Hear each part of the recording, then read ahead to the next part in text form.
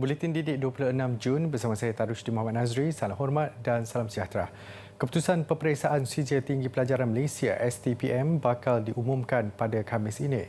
Majlis Peperiksaan Malaysia MPM dalam satu kenyataan memaklumkan calon boleh mengakses keputusan masing-masing mulai jam 12 tengah hari. Bagi calon sekolah kerajaan, bantuan kerajaan, swasta dan persendirian individu, mereka boleh mendapatkan keputusan secara dalam talian melalui laman web MPM atau menggunakan perkhidmatan sistem pesanan ringkas SMS mulai jam 11 pagi Khamis sehingga jam 12 tengah hari 11 Julai ini. Keputusan itu akan dihantar ke alamat email masing-masing bagi calon yang memberikan alamat berkenaan ke MPM. Manakala bagi mereka yang tidak mempunyai capaian internet, pihak Jabatan Pendidikan Negeri, Pejabat Pendidikan Daerah serta sekolah akan mengenal pasti calon tersebut dan akan memaklumkan kaedah yang sesuai untuk calon mendapatkan keputusan. Peranan ibu bapa sangat penting dalam pelaksanaan pengajaran dan pembelajaran di rumah PDPR sepanjang tempoh Perintah Kawalan Pergerakan PKP. Bagaimanapun, ibu bapa harus lebih terbuka dan digalakkan memberi ruang serta peluang kepada anak-anak ketika PDPR berlangsung agar potensi pembelajaran anak dapat berkembang secara optimum. Pakar Psikologi Kanak-Kanak Fakulti Pendidikan Universiti Malaya, Profesor Datin Dr. Mariani Maknur berpendapat peranan ibu bapa dalam PDPR amat penting bagi penyediaan pembelajaran anak-anak. Namun sekiranya ibu bapa melibatkan diri secara berlebihan, ia akan menyebabkan privasi anak-anak dan proses PDPR terganggu. Sebaiknya ibu bapa harus meletakkan kepercayaan itu kepada anak-anak dan guru agar kelas PDPR dapat berjalan lancar. Bila proses PDPR itu terganggu, proses pemahaman, proses bagaimana anak-anak itu mahu memahaminya akan terbantut. Sebab itu kadang-kadang kalau di rumah, kadang-kadang ibu atau ayah tidak boleh mengajar anak kerana kita kenal anak kita. Tetapi saya rasa guru lebih memahami bagaimana untuk mengajar. Jadi sebaik mungkinnya biarlah anak itu pandai buat keputusan sendiri, pandai nak memahami apa yang sepatutnya difaham tentang subjek-subjek yang telah ataupun sedang diajar oleh guru-guru di sebelah sana. Tambah Profesor Datin Dr. Mariani, ibu bapa perlu membina keyakinan dan memberi motivasi kepada anak-anak supaya mereka dapat menghadapi PDPR dengan rasa tanggungjawab dan berdikari. Ia penting dalam membentuk sifat jujur dan amanah serta lebih matang dalam kehidupan seharian. Menyokong pandangan itu, pensyarah kanan Jabatan Pendidikan Awal Kanak-Kanak, Fakulti Pembangunan Manusia, Universiti Pendidikan Sultan Idris, Profesor Madya Dr. Abdul Halim Masnan, berkongsi bantuan yang diberikan oleh ibu bapa seperti memberi jawapan dan menyiapkan tugasan anak-anak ketika PDPR akan menyebabkan anak-anak hilang keyakinan diri sendiri dan sentiasa mengharapkan pertolongan orang lain. Kawalan ibu bapa atau parent control juga mengehadkan dan membantutkan potensi pembelajaran anak-anak. Anak-anak akan merasa kurang yakin ketika menghadapi pembelajaran sebab selama ini mungkin mendapat bimbingan daripada ibu bapa, tapi bila menguruskan secara sendirian mereka tidak mampu untuk melaksanakannya. Ini akan melahirkan perasaan malu, perasaan tidak bersedia, perasaan takut, perasaan cemas dan tidak boleh fokus kerana mereka gusar ataupun takut apa yang dibuat tidak menjadi, apa yang diusulkan tidak memberikan suatu jawapan yang positif ataupun kemungkinan jawapannya tidak betul. Okey, jadi ini telah memberi masalah kepada anak-anak yang selama ini mendapat bantuan ibu bapa tetapi tidak pada kali ini. Jadi ini sebenarnya sesuatu yang boleh memberi kesan berpanjangan dalam proses PDPR itu. Tidak salah untuk ibu bapa memantau secara berkala untuk mengambil tahu keperluan dan mengawal tingkah laku anak-anak. Malah peranan ibu bapa juga sangat penting kerana pelaksanaan PDPR tidak akan berjaya sepenuhnya tanpa kerjasama holistik daripada semua pihak yang terlibat. Bagi meningkatkan keyakinan pelajar ketika dalam pelaksanaan PDPR, Cikgu Muhammad Nur Arif Awang, Guru Bimbingan dan Kaunseling di Sekolah Kebangsaan Felda Semencu, Kota 3 Johor, mengambil inisiatif melaksanakan program Bual Bicara Pemimpin atau Leaders Talk. Program itu diadakan bertujuan berkongsi pandangan dan info menarik pendidikan ketika dalam norma baharu ini. Okey, apa dia Menurut topik yang Muhammad kamu Nur Arif, kongsikan? idea ini tercetus menerusi program Badan Kepimpinan Murid SLB yang ditubuhkan di negeri Johor tahun ini. Okey, saya mengambil inisiatif untuk membimbing SLB melalui program Leaders Talk. Mereka akan diberi peluang untuk membuat perkongsian tentang info-info menarik pendidikan sepanjang PDPR melalui platform video sama ada YouTube atau TikTok. Antara topik yang dipilih adalah cara belajar di rumah dan persediaan PDPR. Matlamat kaedah ini dilaksanakan supaya informasi pendidikan yang disampaikan akan berasa dekat dengan murid kerana murid sendiri yang menyampaikannya. Ada juga murid yang menjadikan platform ini untuk meningkatkan keyakinan diri mereka bahawa mereka boleh melakukannya dan tidak perlu untuk takut-takut. Tambahnya, program secara dalam talian ini mendapat sambutan yang menggalakkan daripada para pelajar. Bukan itu sahaja, ibu bapa juga turut memberi respon yang positif dengan pelibatan anak-anak mereka. Bagi murid tahun 4, Ain Nur Iman Muhammad Nur Azmi, penyertaannya dalam program Leaders Talk sedikit sebanyak membantu meningkatkan sifat berani dalam dirinya. Program seperti ini dapat menjadikan murid lebih berdisiplin dan akhlak mulia serta menjadi lebih bertanggungjawab dalam semua perkara. Bagi contoh, saya kini lebih yakin untuk bercakap di hadapan lensa berbanding sebelum ini. Selain itu, saya akan memastikan setiap tugas PDPR dapat disiapkan pada masa yang disiapkan dan berkualiti. Perkongsian sebegini dapat mendidik murid-murid supaya belajar dengan bersungguh, tidak putus asa serta bijak menguruskan masa walaupun dalam situasi pandemik ini. Melalui platform ini, saya dapat meningkatkan keyakinan diri dalam pengucapan awam. Pengalaman ini amatlah bernilai pada saya untuk tampil yakin di skrin layar, membuat perkongsian atas bimbingan cikgu dan sokongan keluarga. Cikgu-cikgu di sekolah saya sentiasa mencari cara ataupun peluang yang terbaik untuk pelajar mereka. So, sebagai seorang pelajar, saya contohnya, sentiasa akan rebut peluang itu. Program Leaders Talk ini merupakan antara usaha ke arah kesiapsiagaan para pelajar, terutama bagi murid sekolah rendah tentang kemahiran pembelajaran kendiri. Pelbagai inisiatif dilakukan guru bagi memastikan para pelajar mengikuti sesi PDPR.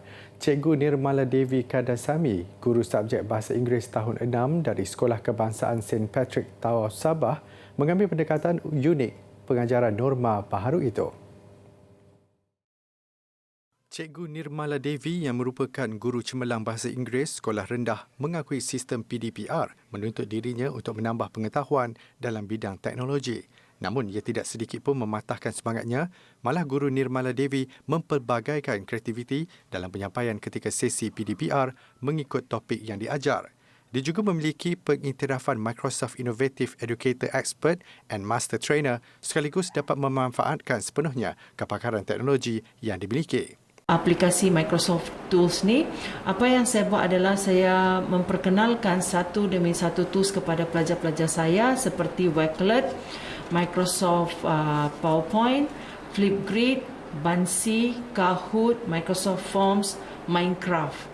Dan ada lagi banyak aplikasi yang saya gunakan, tetapi ini antara aplikasi yang biasa saya guna yang membolehkan pelajar memang berminat untuk mengikuti PDPR. Menurut Nirmala Devi, ada kalanya dia turut menjemput tenaga pengajar dan pelajar dari luar negara di dalam kelas PDPR. Inisiatif itu terbukti menarik minat murid-murid selain dapat melatih mereka berkomunikasi dalam bahasa Inggeris. Murid-murid perlu melibatkan diri di luar daripada kelas mereka. Maksudnya saya membawa mereka ni ke luar negara seperti negara India, negara Rusia, Belarus, USA, bermain VR, AR. Lepas tu mereka setiap minggu mereka ada collaborate dengan student dari Jepun, student dari US, student dari pelbagai negara. Setiap minggu hari Jumaat dan Khamis, Jumaat, Sabtu saya membawa pelajar-pelajar saya selama 1,5 jam untuk berinteraksi dengan murid-murid lain. Dan pada masa yang sama mereka belajar untuk berinteraksi dalam bahasa Inggeris, memahami adat tradisi orang lain.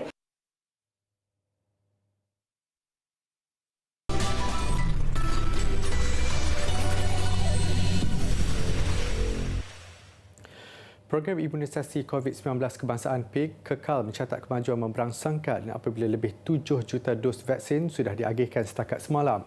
Menteri Kesihatan Datuk Seri Dr. Adham Baba berkata, sejumlah 215,968 dos diberikan di semua pusat pemberian vaksin PPV di seluruh negara semalam, menjadikan keseluruhan 7,039,072 dos sudah diagihkan. Menerusi perkongsian di Twitter, katanya daripada jumlah itu, 5,072,714 menerima dos pertama, iaitu meningkat 15.5%, manakala 1,966,358 individu lengkap dos 2. Kapasiti harian pemberian vaksin di seluruh negara kekal lebih 200,000 untuk 5 hari berturut-turut, sekaligus membantu mempercepatkan peralihan fasa dalam pelan pemulihan negara. Kadar pemberian vaksin harian tertinggi dicatatkan semalam dengan 268,604 dos selepas pertama kali Malaysia melepasi agihan 250,000 dos pada Selasa lalu. Program imunisasi COVID-19 kebangsaan yang menyasarkan penduduk zon kepulauan sekitar Sandakan Sabah mula dilaksanakan hari ini. Inisiatif vaksinasi itu membabitkan 6,000 penerima vaksin dari 25 kampung dalam zon kepulauan Sandakan. Program pemberian vaksin berkenaan bermula hari ini di Kampung Tanjung Aru sehingga esok membabitkan 430 penerima vaksin. Perjalanan dari pulau ini ke Bandar Sandakan dengan menggunakan bot mengambil masa kira-kira 20 minit. Majoriti penduduk pulau terdiri daripada golongan nelayan. PPV beroperasi secara berpusat di kampung yang mempunyai kemudahan klinik desa yang dikendalikan Jabatan Kesihatan Sandakan.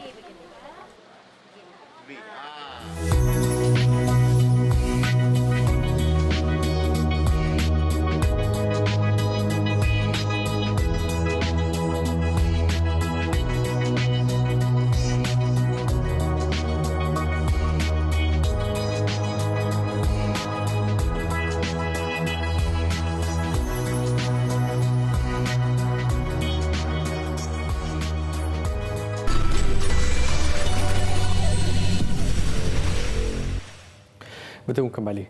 Melahirkan atlet negara yang seimbang sukan dan akademik menjadi sebahagian daripada hasrat Kementerian Pendidikan KPM dan Kementerian Pengajian Tinggi KPT. Justru penubuhan sekolah sukan dan laluan khas ke universiti tempatan untuk atlet negeri dan kebangsaan membuktikan betapa penting pendidikan seseorang atlet bagi menjamin masa depan. Pelbagai universiti di Malaysia menawarkan laluan khas bagi atlet negara termasuk lepasan sekolah, antaranya Universiti Sultan Zainal Abidin, Uniza Terengganu. Uniza yang terletak di Terengganu menawarkan pelbagai kursus pengajian di peringkat asasi, diploma, ijazah, sarjana dan kedoktoran. Mempunyai 3 kampus utama, universiti ini menawarkan kemudahan lazim khusus untuk para pelajarnya. Sesuai dengan hasratnya membantu melahirkan lebih ramai atlet yang berpendidikan tinggi, Uniza mempelawat atlet negara lepasan SPM 2020 untuk menyambung pelajaran di sini. Dengan syarat minimal sekurang-kurangnya mendapat 5 kepujian mata pelajaran termasuk bahasa Melayu, bahasa Inggeris dan matematik serta sekurang-kurangnya mewakili negeri ke kejohanan kebangsaan dan aktif dalam tempoh 2 tahun. Kita tidak terikat untuk kita masuk ataupun join program yang berkaitan dengan sukan. Mungkin kita minat lain. Kita minat ni untuk menjadi seorang lawyer mungkin. Kita nak menjadi peguam. Jadi kita tak semestinya kita orang sukan kena belajar sukan, bukan begitu. Jadi kita boleh meneruskan pengajian kita di Fakulti Undang-Undang, begitu.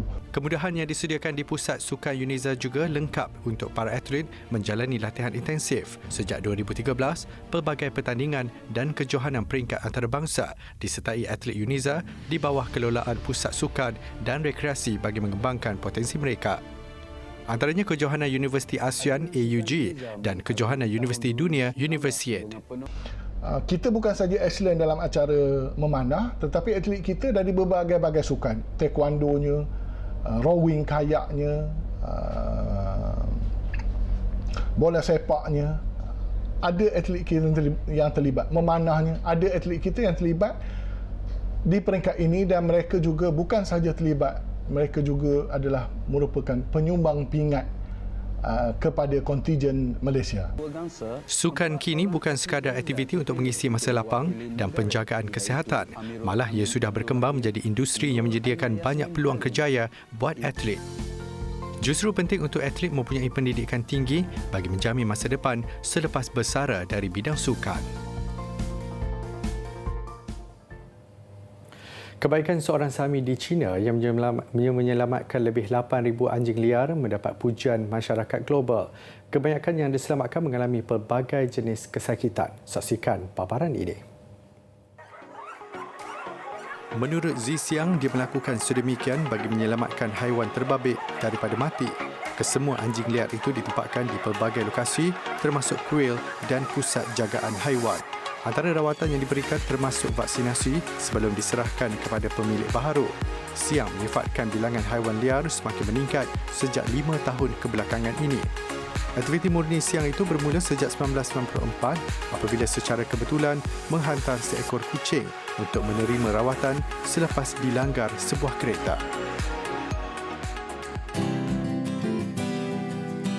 Songket, sejenis kain yang biasanya ditenun dengan mesin tradisional dan mempunyai corak rumit benang emas atau perak.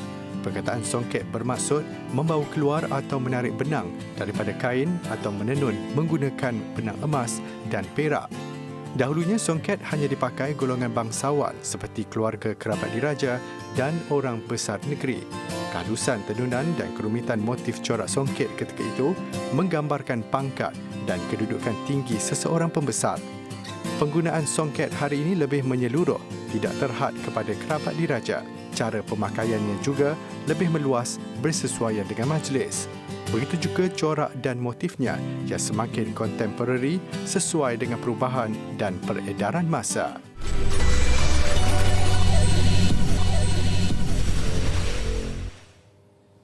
Sukan. Persatuan Renang Malaysia MS hari ini mengesahkan atlet terjun negara Cheon Jun Hung boleh beraksi pada Sukan Olimpik Tokyo bulan depan.